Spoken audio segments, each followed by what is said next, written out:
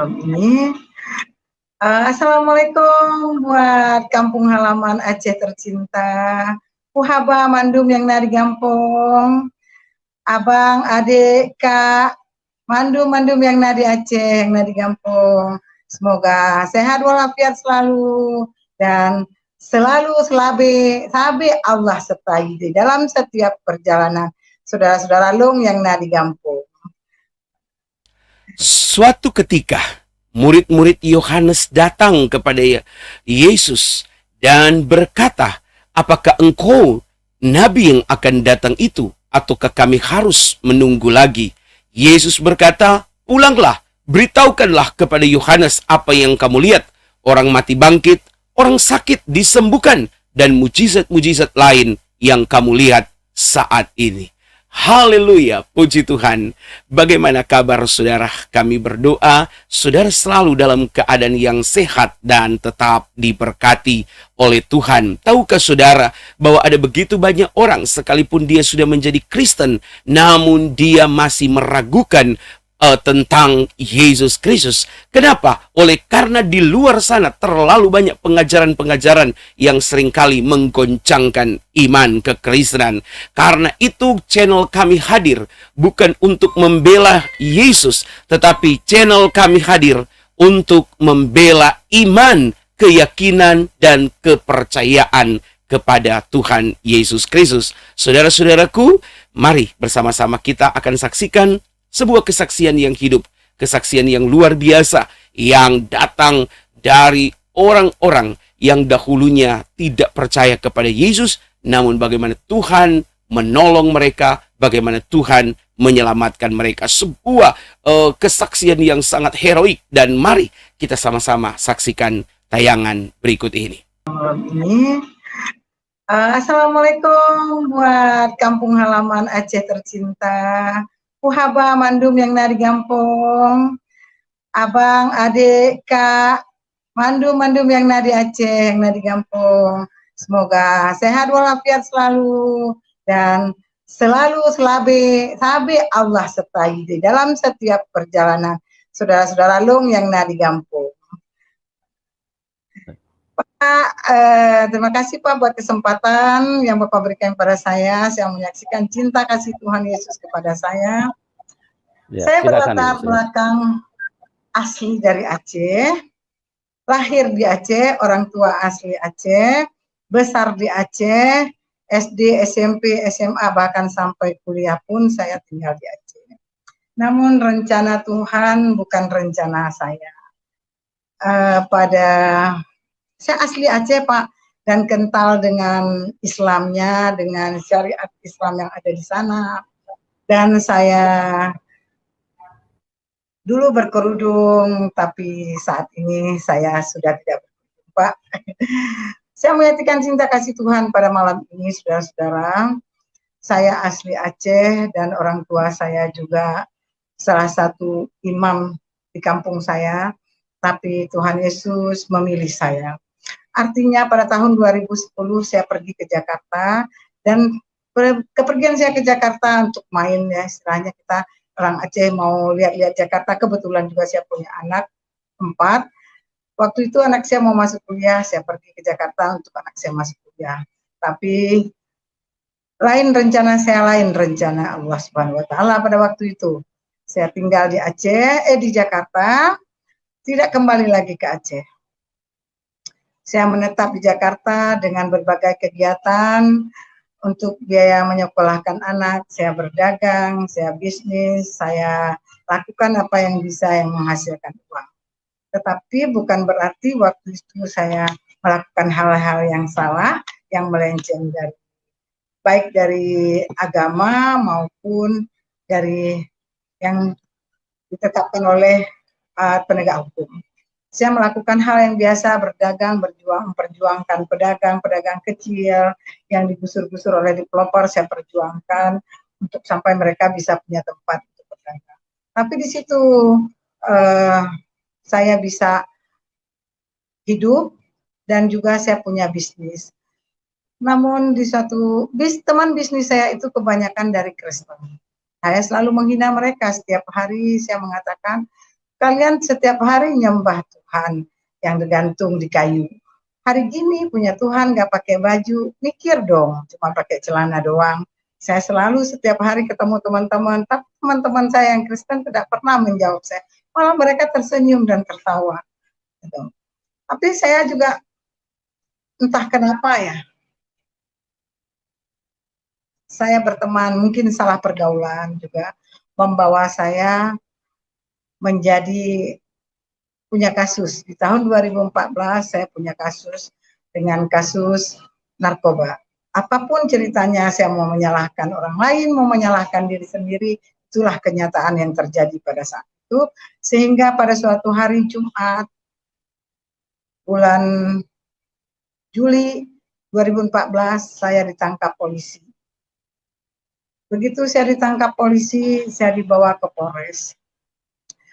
Saat itu saya berpikir dunia sudah hancur bagi saya. Kehidupan ini sudah tidak ada lagi bagi saya.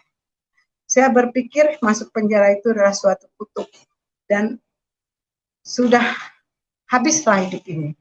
Yang saya pikir waktu itu bagaimana cara mengakhiri hidup saya. Yang saya pikir setiap hari Jumat saya ditangkap, dimasuk sel malam minggu. Saya membayangkan, saya berpikir saat orang-orang lain tidur, saya berpikir bagaimana caranya untuk bunuh diri ya, atau untuk kabur. Tapi itu suatu hal yang tidak mungkin untuk bisa saya lakukan. Dan nggak mungkin saya bisa lakukan sebagai seorang wanita, saya melakukan, nggak mungkin.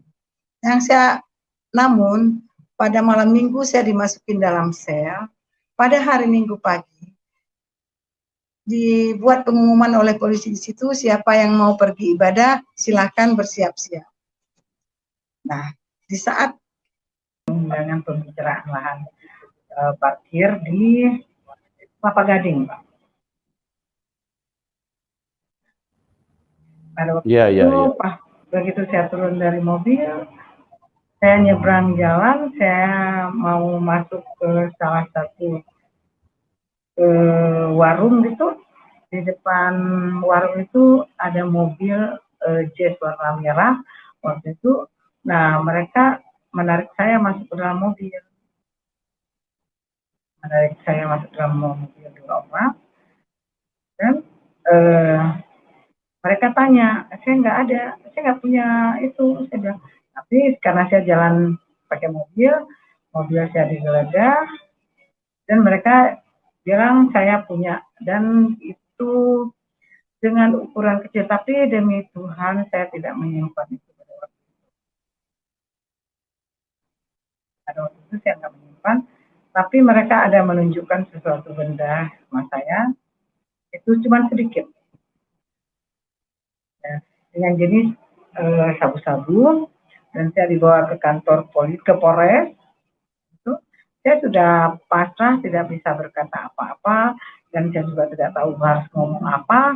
Saya terima saja kenyataan itu, dan setelah pemeriksaan ditanya-tanya itu, saya hari Jumat ditangkap, malam minggu saya dimasukin sel wanita. Pada waktu itu malam minggu jam 8 malam saya istirahat. Besok pagi saya bangun pagi-pagi, saya lihat ada satu wanita, kebetulan dia James. Saya tanya sama dia, kamu siap-siap mau kemana? Mau ibadah. Nah, ada pengumuman siapa yang mau ikut ibadah, siap-siap. Nah, saya tanya sama dia, saya boleh ikut ibadah sama kamu? Ya, dia bertanya sama saya, agamanya apa? Muslim, saya bilang gitu. Boleh ikut nggak? Kalau mau ikut nggak apa-apa, kata dia. Nah, begitu dikeluarin, saya ikut sama dia, ikut ibadah, dan setelah selesai dari ibadah itu, kira-kira ibadahnya 1 jam, selesai ibadah dari situ, kembali lagi masuk ke dalam sel, dan di situ saya mandi, saya sholat lagi, dan besok hari Senin, ternyata teman saya ini yang tadi sama-sama ibadah dengan saya, dia bebas. Saya nggak berpikir apa-apa ya, sudah bebas gitu. Nah, Namun minggu selanjutnya saya pergi lagi ibadah. Di ibadah selanjutnya saya mengajak teman-teman satu sel, kebetulan kita ada 5 orang waktu itu. Saya ajak teman-teman yang lain, tapi semuanya pada muslim. Saya ajak. Nah, setelah saya ajak, mereka ikut. Setelah ikut, tapi mereka setengah jam mereka minta balik lagi ke sel. Saya tinggal sendiri. Sendiri di situ. Di situ saya dapat Alkitab Perjanjian Baru. Setelah balik lagi ke sel, seperti biasa, saya kembali lagi sholat, kembali lagi saya ngaji. Tapi setelah saya baca Yasin setengah, saya teringat dengan Alkitab Perjanjian Baru tadi yang saya dapatkan. Saya baca teguran-teguran dari polisi itu, kamu baca Alkitab? Bukan, saya bilang gitu. Setelah itu berjalannya waktu 1 bulan lah saya di Polres, saya dipindahkan ke Pondok Bambu. Di Pondok Bambu itu saya masih bawa mukena. Dan saya tidak pernah menyembunyikan jati diri saya bahwa saya asli orang Aceh. Dan waktu di Pondok Bambu itu ada wihara, ada masjid, dan ada gereja. Kita boleh bebas memilih mau kemana saja. Setelah saya diregister, saya melihat di depan saya ada masjid, di kiri saya ada gereja, di kanan saya ada wihara.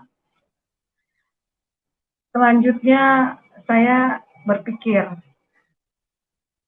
saya kemana? Saya nggak berpikir kemana, saya sudah pasti tujuan saya ke gereja. Tujuan saya sudah saya tetapkan waktu saya di karantina di Pondok Bambu, saya pergi ke gereja.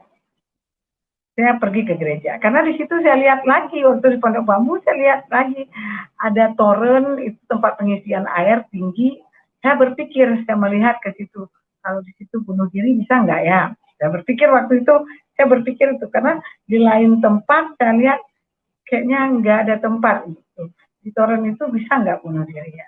Saya perhatikan setiap tidur pas menghadap ke toren itu, saya perhatikan di situ ada putih. Teman-teman pada bilang situ suka ada hantu, suka ada putih, di situ suka ada hantu. Tapi saya mana ya hantunya itu? Saya melihat putih gitu. Tapi putih yang saya lihat itu sepertinya bayangan saya itu nggak cocok buat bunuh diri, itu bukan untuk bunuh diri. Akhirnya register memanggil saya setelah identitas saya ditanya-tanya. Saya keluar dari register, saya langsung menuju ke gereja, dan di pintu masuk gereja itu ada petugas rutan, ada petugas dari lapas. Ya, saya bilang, Bu, saya Islam, saya Muslim, tapi saya mau jadi Kristen, bisa nggak Bu? Ibu itu memandang saya, setelah memandang saya, dia bertanya, kamu serius? Iya Bu. Kalau kamu serius, ya masuk. Saya masuk, saya duduk paling depan di gereja itu, bangku paling depan saya duduk. Ibu petugasnya datang mendatangi saya, dia tanya, saya tanya sekali lagi, kamu serius? Mari kita berdoa, katanya. Saya tidak mengerti berdoa. Dia pegang tangan saya, ya berdoa. Setelah itu, hamba-hamba Tuhan datang melayani, ya seperti biasa. Tapi saya bersyukur pada waktu itu saya nggak galau masuk di situ. Saya nggak memikirkan masalah saya. Saya pikirkan ibadah orang Kristen itu bagaimana ya, kok menyanyi gitu. Tapi pada waktu ibadah dimulai, pas lagu pujian itu, dengan lagu itu menyentuh sekali hati saya. Seperti saya butuh pertolongan, seperti yang menolong saya ada di depan saya dengan lagu pertolonganmu, kayak pertolongan Tuhan itu ada gitu. Kayak saya nggak takut menghadapi yang apa yang sedang saya jalani itu, saya nggak takut karena waktu pujian itu dinyanyikan saya nggak bisa menyanyi, tapi kok saya lihat teksnya itu kok seperti sesuatu hal yang sedang saya hadapi ada pertolongan gitu. Tapi saya larut itu saya tulis lagu hari berhari. Setiap hamba Tuhan datang menyampaikan khotbah, selalu ada kata baca firman, baca Alkitab.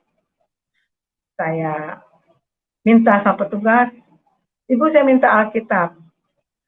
Saya minta Alkitab, besok saya ibadah hari bulan berganti bulan, selalu disampaikan baca firman dan baca Alkitab. Baca Alkitab. Saya pulang ke blok, ke kamar, saya mulai ambil Alkitab yang dikasih tadi, saya mulai buka dengan Alkitab. Saya buka Alkitab itu, kalau dulu di Polres saya udah baca Alkitab Perjanjian Baru, itu dimulai dengan Matius. Saya tidak, waktu itu saya belum nyambung. Waktu saya buka Perjanjian Lama, dan di situ saya mulai baca, kok ada kejadian apa? Kejadian apa yang ada di Alkitab? Mulailah saya baca, mulai dari pasal pertama saya tertarik sekali dengan Tuhan menciptakan apa pada hari pertama, Tuhan menciptakan apa pada hari kedua, pada hari ketiga dan selanjutnya. Seumur saya waktu itu saya 2014 berumur 42 tahun, saya belum pernah membaca atau mendengar Tuhan menciptakan hari pertama, Tuhan ciptakan apa, hari kedua dan selanjutnya. Nah, di situ asik saya membaca, sehingga saya melupakan semua masalah yang sedang saya hadapi. Saya menemukan seperti sebuah novel yang sangat tertarik untuk saya baca. Sehingga kita di penjara itu sangat mengalami hal-hal yang tidak enak, itu pasti. Terutama buat tempat tidur. Kalau orang baru itu pasti tidurnya itu tersisih sekali ya. Pas kita tidurnya ya seadanya begitu. Karena tempat yang baru, otomatis saya nggak bisa tidur, saya duduk dengan lampu mati gelap, saya duduk, ya, saya nggak bisa tidur. Tapi di dalam hati dan pikiran saya melihat tertuju kepada satu tempat tidur itu di pinggiran tralis, dan itu ada cahaya lampu dari luar. Saya berkata di dalam hati saya, andai saya tidur di tempat itu, ada cahaya lampu, saya bisa baca ya, saya bisa baca Alkitab, saya baca. Itu hanya di pikiran saya. Dan saya waktu itu belum tahu berdoa, jadi tidak berdoa, Tuhan kamu tidak seperti sekarang. Dulu saya tidak tahu sama sekali. Semua saya pakai tulis, semua tulis, doa pun saya tulis. Malam ketiga saya berada di tempat tidur yang tidak enak, 2 malam. Malam ketiga saya sudah ada di tempat yang seperti saya inginkan. Itu dahsyat. Saya nggak tahu bilang, kalau sekarang kan bilang terima kasih, saya tidak ngerti. Kok bisa terjadi seperti yang saya pikirkan ya? Yang dari pikiran, kok bisa terjadi seperti yang saya pikirkan ya? Nah, mulai dari situ, saya mulai baca Alkitab siang malam, saya tidur sebentar, saya bangun lagi baca lagi. Saya bangun baca lagi. Kemudahan demi kemudahan saya alami di dalam penjara. Yang kita pikir di penjara itu kita makan apa, kita pakai apa, kita uang dari mana, semua itu. Tapi saat saya cinta kepada firman Tuhan, di situ saya lihat kemudahan demi kemudahan terjadi.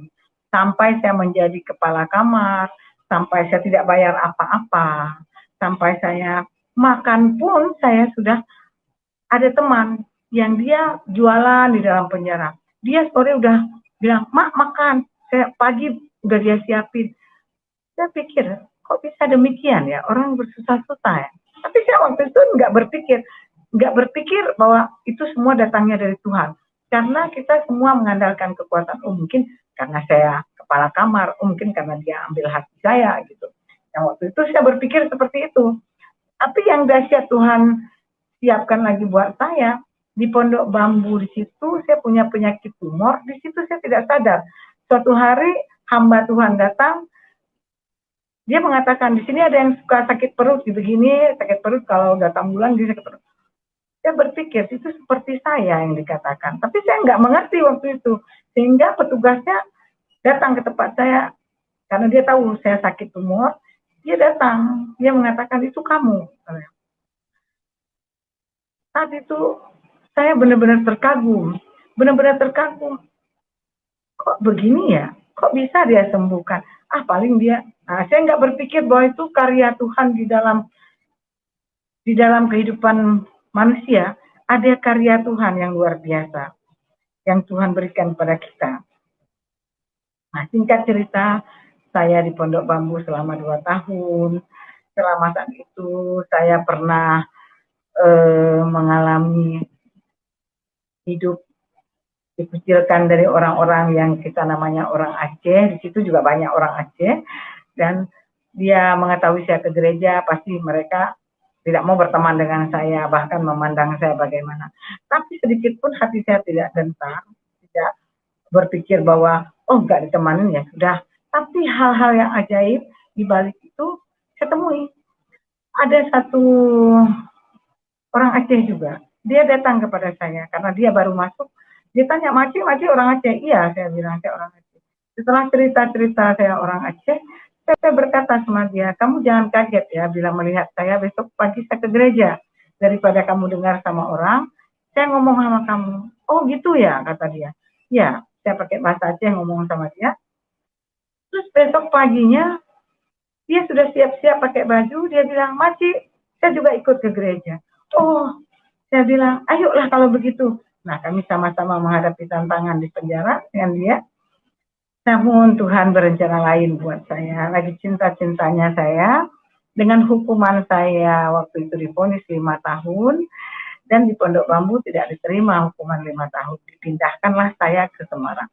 2 tahun penuh saya belajar di Pondok Bambu, belajar tentang pujian, belajar tentang siapa itu Yesus, kenapa itu Yesus disalibkan, kenapa Yesus itu Tuhan, dan kenapa Roh Kudus. Kalau saya dulu kan belajarnya Rohul Kudus, tapi di sini Roh Kudus. Dan saya cari tahu, saya cari buku, belajar. Saya tidak menerima begitu saja juga tidak. Karena dengan kekentalan saya, tapi saya ingin tahu, ingin belajar siapa itu Yesus. Siapa itu yang disalibkan?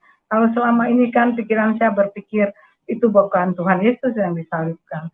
Tapi saya hingga mengatakan, mungkin saya minta maaf kalau mungkin saya mengatakan Kristen itu kafir. Dan kok mereka bisa bilang kafir dan saya sendiri juga bilang kafir. Kenapa saya tidak cari tahu, tidak belajar dulu, baru saya bisa membuat keputusan itu kafir atau tidak. Sehingga saya belajar, mencari tahu, mencari buku-buku tentang Roh Kudus. Saya dipindahkan ke LP Wanita Semarang. Di dalam perjalanan ke Semarang, saya berdoa, berkata sama Tuhan, Tuhan, saya percaya ada sesuatu hal yang Tuhan mau tunjukkan kepada saya di LP Wanita Semarang. Berangkat dari Jakarta ke Semarang, ya tetesan air mata itu pasti ya. Tapi saya selalu dibilang berdoa, tapi saya ngomong sama Tuhan. Tuhan kuatkan saya, mampukan saya menghadapi semua tantangan yang Engkau berikan di Semarang nanti. Apapun itu, saya percaya Tuhan ada sama saya. Saya sampai di Semarang, di sana tidak seleluasa di LP Pondok Bambu. Di sana steril, tidak ada satu apapun pelanggaran yang bisa kita lakukan. Tidak ada yang namanya bisa main-main di sana, tidak. Di sana benar-benar dididik, benar-benar digembleng kita untuk menjadi manusia yang mandiri. Kita harus beda. Di sana ibadah 1 jam. 1 jam itu semua dipimpin oleh napi kecuali khotbah. Semua dipimpin oleh warga binaan, mulai dari pujian, mulai dari penyembahan, mulai dari jadi WA, semua itu kegiatan dipimpin oleh warga binaan. Namun Tuhan yang aku sembah adalah Tuhan Yesus yang hidup. Dia berkarya di dalam aku, sehingga aku bisa melewati semuanya. Di sana saya bisa jadi pendoa syafaat, saya bisa buka komsel, saya bisa berdoa, saya bisa, ya Tuhan Yesus berkarya dengan luar biasa atas saya. Sehingga di sana punlah saya mengerti bahwa Tuhan Yesus itu Tuhan dan Juru Selamat. Tidak ada keselamatan di dalam siapapun selain di dalam Dia. Dan yang disalib pun itu adalah Tuhan Yesus sendiri. Di sanalah saya mengerti, di sanalah saya mendalami tentang kekristenan, di sanalah dengan waktu 1 jam saya beribadah dengan lebih sungguh-sungguh. Setiap hari kita boleh di sana mendengarkan firman, kita dikasih kesempatan untuk memiliki fasilitas radio. Jadi radio itu ya tergantung kita mau pakai channel yang mana. Kebetulan saya juga pakai channel yang selalu ada khotbah, pujian, penyembahan, semuanya saya belajar lewat radio, otodidak beneran. Selanjutnya, tantangan juga bukan hal yang mudah di sana. Di dalam kamar kita punya isi kamar itu 40 orang dan bahkan hampir 50 orang. Nah, di sana saya di dalam kamar buka komsel, buka ibadah malam. Dengan kita hanya ada 5 orang. Namun di 5 orang itu kalau kita mau Tuhan jamah. Namun teman-teman sekamar itu pun juga bukan hal yang mudah. Kita harus bermacam ragam. Bahkan negara juga ada di sana, bukan hanya daerah se-Indonesia, tapi negara juga ada. Ada yang senang dengan apa yang kita kerjakan meskipun itu baik, ada yang tidak senang. Ada yang melaporkan saya bahwa saya membawa orang-orang di kamar itu untuk menjadi Kristen. Saya tidak mau mengajak orang itu untuk menjadi Kristen, tapi saya hanya komsel, mereka request lagu pujian apa, saya ikutin dan menunjukkan bahwa kita sebagai yang diajarkan kasih, iman, dan pengharapan itu saya praktekkan. Saya ajak teman-teman untuk mempraktekkan kasih di dalam kamar dengan berbagai macam ragam karakter manusianya. Saya puji Tuhan, Tuhan sertai perjalanan saya di Semarang, sehingga saya dipanggil Kalapas, dipanggil KPLP untuk saya tidak boleh ibadah, tidak boleh bergereja. Karena saya berlatar belakang dari Muslim dan memang KTP saya dari Muslim. Namun, Tuhan yang bekerja di dalam itu semua. Petugas minta syarat saya harus ada surat dari keluarga. Pernyataan dari keluarga bahwa saya sudah bukan lagi Islam, tapi saya sudah menjadi Kristen. Oke Bu, saya bilang. Saya tadi bertanya, apakah surat itu Bu untuk mempertanggungjawabkan saya? Karena setahu saya sudah berusia di atas 40, itu saya sudah bisa mempertanggungjawabkan diri saya di hadapan Tuhan dan di hadapan manusia. Apakah masih perlu surat seperti itu? Oh perlu. Oke. Tuhan bekerja lewat anak-anak saya, memberi izin kepada saya, dan mereka mengirimkan surat pernyataan bahwa orang tuanya sudah Kristen, sehingga saya kembali lagi boleh ikut ibadah sampai saya menyelesaikan pendidikan saya di sana 2 tahun. 2 tahun di Semarang, 2 tahun di Pondok Bambu. Saya bebas tahun 2018. 2018 saya bebas, saya kembali lagi ke Aceh. Karena saya masih punya orang tua. Saya kembali lagi ke Aceh. Orang tua saya dalam keadaan sakit, kembali saya pimpin orang tua saya, membisikkan di telinga orang tua saya bahwa Yesus Kristus adalah Tuhan dan Juru Selamat. Orang tua saya dipanggil Tuhan, saya membuat kesimpulan kalau saya berada di sana iman saya akan mati. Saya juga baru bertumbuh di dalam Tuhan, saya harus kembali ke Jakarta. Saya kembali ke Jakarta dengan biaya nyadong. Kalau bahasa nyadong itu Pak, bahasa penjara minta sana sini untuk saya bisa kembali ke Jakarta untuk melanjutkan iman percaya saya kepada Tuhan. Saya tidak pikir Pak waktu itu saya harus makan apa, harus tinggal di mana, harus gimana, saya nggak pikir. Yang saya pikir adalah saya ingin melayani. Saya ingin melayani Tuhan. Tapi nggak kepikir dengan tantangan itu saya nggak pikir sama sekali Pak. Karena waktu tantangan di sana aja saya bisa lewati 4 tahun penjara, Masa di luar saya enggak? Masa saya punya saudara-saudara seiman yang enggak mau peduli sama saya? Kan enggak mungkin. Burung aja dipiara Tuhan, yang tidak menanam, tidak menuai. Masa saya biji matanya saya tidak dipiara Tuhan? Saya melangkah, membuat kesimpulan pergi ke Jakarta. Ternyata sampai di Jakarta, dahsyat dan luar biasa. Tantangan demi tantangan saya hadapi. Tapi saya nggak bilang itu pencobaan, tapi semua adalah proses. Kalau saya mau diproses Tuhan, saya nggak boleh protes. Saya jalani proses dari Tuhan. Saya hadapi semua tantangan, Pak. Dan puji Tuhan, saat ini saya ikut Tuhan Yesus, saya melayani ke penjara-penjara. Saya tidak menyerah sampai di sini, Pak, karena saya tahu Tuhan Yesus mati di salib buat saya. Saya terus akan pikul salib, Pak, sampai Tuhan izinkan saya kembali.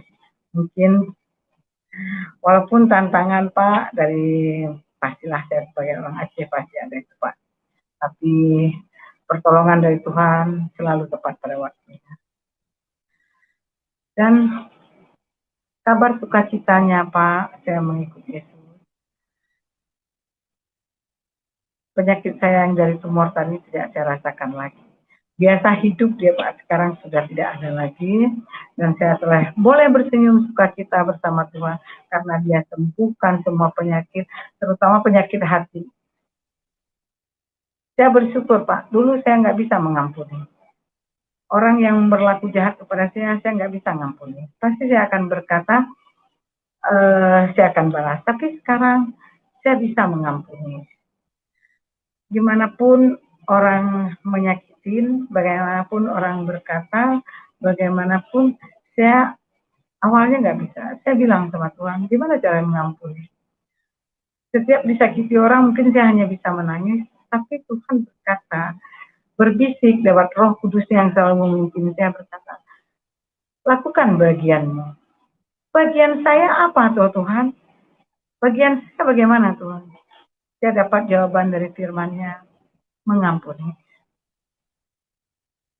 Firman itulah firman Tuhan yang menguatkan saya, firman Tuhan yang mengajarkan saya, firman Tuhan inilah Alkitab, Injil yang saya dapatkan, yang saya percaya sampai dengan hari ini. Itu yang menyelamatkan hidup saya, yang memberikan saya pengharapan, yang memberikan saya pengetahuan demi pengetahuan tentang kehidupan ini. Terutama tentang kasih. Sampai Tuhan mengajarkan kasihi musuhmu. Saya belum pernah, Pak, belajar itu mengasihi musuh. Doakan musuhmu. Dahsyat, kok bisa kita disuruh mendoakan musuh? Itu luar biasa, Pak, yang saya rasakan bersama Tuhan Yesus. Kasih anugerahnya yang menyertai saya setiap saat ini sungguh membawa saya kepada kehidupan yang tadi saya pikir di penjara itu sudah habis, sudah nggak ada lagi kehidupan, sudah mendapat kutuk saya, sudah nggak ada lagi hari esok buat saya, sudah nggak ada lagi cahaya kehidupan buat saya.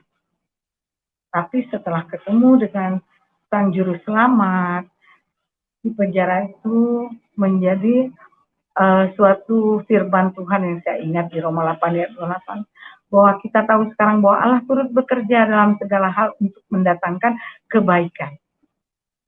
Walaupun awalnya kita nggak melihat bahwa itu kebaikan. Masuk penjara mana bisa, Pak, baik? Mana bisa ada kata itu bahwa masih ada hari depan yang penuh dengan harapan itu. Nggak ada. Alkitablah yang mengajarkan saya bahwa di dalam Yesus Kristus ada keselamatan, di dalam Yesus Kristus itu ada pengharapan, dan kasih, sukacita, dan damai sejahtera itu yang nggak pernah habis.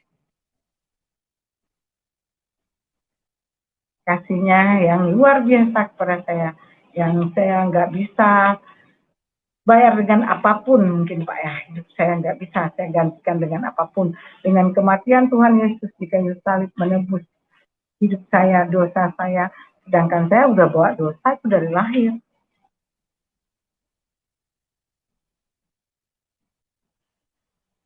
Tuhan Yesus itu sangat baik dan luar biasa buat saya. Saya berterima kasih, bersyukur karena kasih anugerahnya yang begitu besar, sehingga saya dipilih Tuhan tuntun oleh Roh Kudusnya, yang sama sekali tidak pernah mendengar tentang Yesus, bahwa dia Tuhan dan Juru Selamat, yang sama sekali tadi tidak pernah tahu tentang siapa Yesus, apa itu Kristen. Yang saya tahu menghina, yang saya tahu adalah Kristen itu orang kafir, yang saya tahu bahwa mereka menyembah patung. Ternyata semua pikiran, doktrin-doktrin saya itu salah. Dulu saya mungkin ya diajarkan oleh orang tua, mungkin doktrin-doktrin yang saya bawa, sehingga sampai saya ketemu Tuhan Yesus, saya berkata, saya minta diubahkan paradigma saya, cara berpikir saya.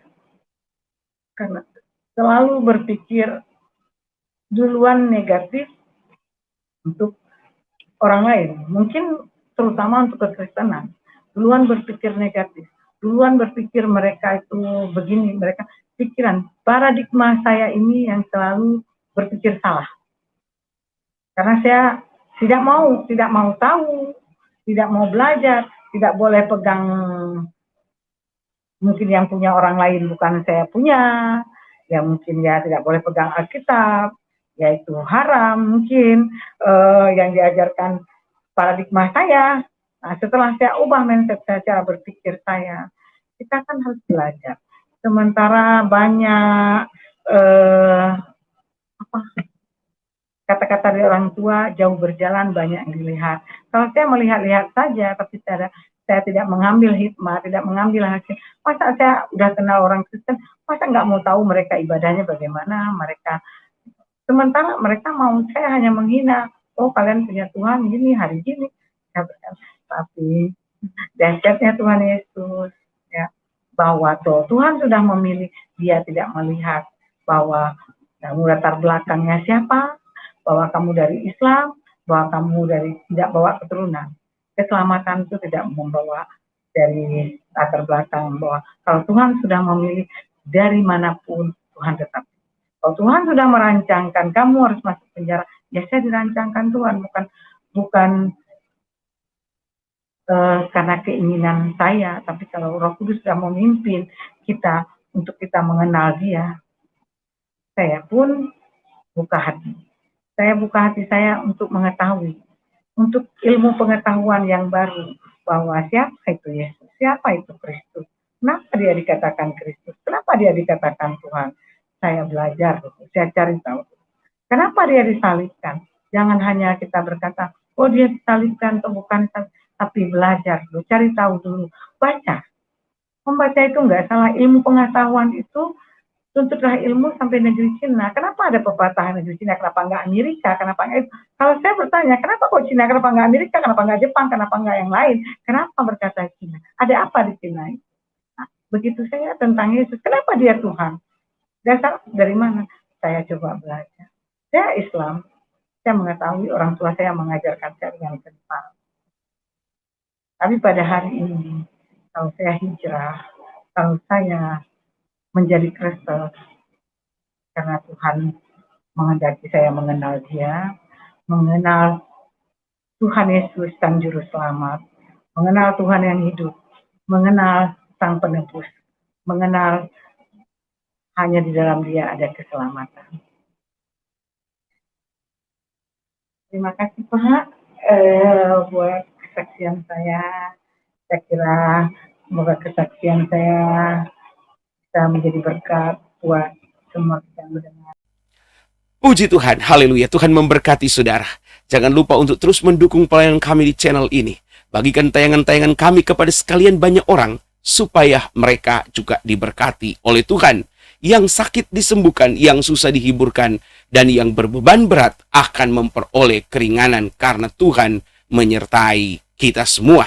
Puji Tuhan, saudara tetaplah terhubung dengan kami dalam doa-doa kepada Tuhan. Kita berdoa menangkan Indonesia bagi kemuliaan Tuhan, supaya banyak orang diselamatkan untuk memuliakan Tuhan, dan kita melawan segala tipu daya iblis yang berusaha untuk membelokkan iman dan keyakinan kita kepada Yesus Kristus. Sampai berjumpa lagi.